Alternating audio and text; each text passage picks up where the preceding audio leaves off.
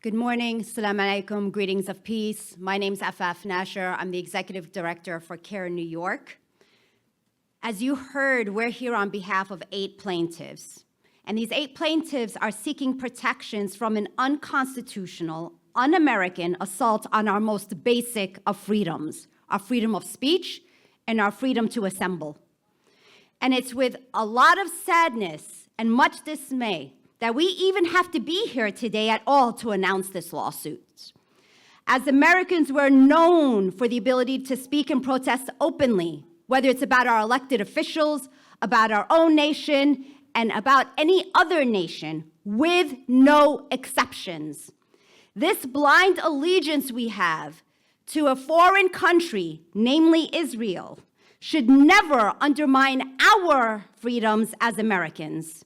Because it's this very freedom to speak and protest that has inspired the very birth of this nation and has made us a role model for all democracies that followed.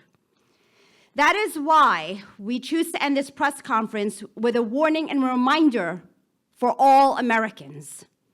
Regardless of what your viewpoints are on any subject matter, domestic or international, your liberties are at stake.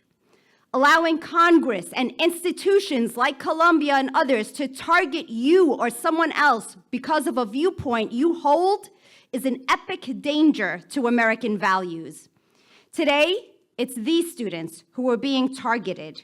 Today, we represent these students, but tomorrow it can be you for the viewpoint you hold, whether it's this administration or a future administration that wants to suppress your voice.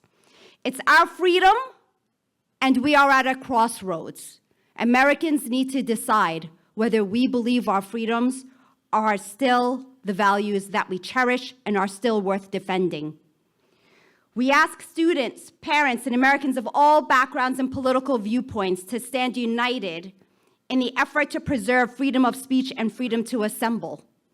We also remind our institutions, our students, and our activists not to allow this silencing tactic, not to allow this fear tactic to suppress your activity, because we are stronger together.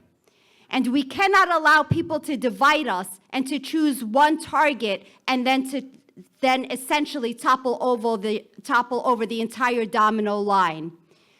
This is more than just about one student. And we will stand as CAIR-NY, as individual attorneys, as individual law firms for the right to defend our freedom of speech and freedom to assemble. And we know that our strong activists, students, families, and Americans across the nation will do the same.